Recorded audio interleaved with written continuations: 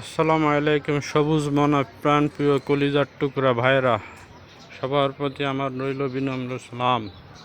দেখেন, আজকে আমার এই ছাদ বাগানের একটা শার্ট ডাউন দিচ্ছি এবং এইখান থেকে আমি আগে একটা গ্রাফটিংয়ের ভিডিও করছিলাম, আর আমি এখন আর একটা গ্রাফটিংয়ের ভিডিও দেখাচ্ছি। শরণার্থে আমি তাকেই স্মরণ করেছি, ডাঙ্গাঙ্গা সালে ভাইকে। আসুন দেখি, এই একটা ডালিম গাছটার নাম হচ্ছে গ্রানাডা।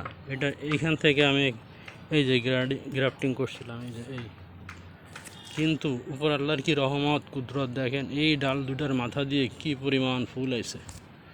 আমি আজকে কাটতে গিয়ে দেখি আমি তো কাটতে পারলাম না, আলাদা করতে পারলাম না। দেখি এখান থেকে দু একটা ডালিম যদি আল্লাহ রহমত করে দেয়, হারভেস্ট করার পরে আমি একে আলাদা করব।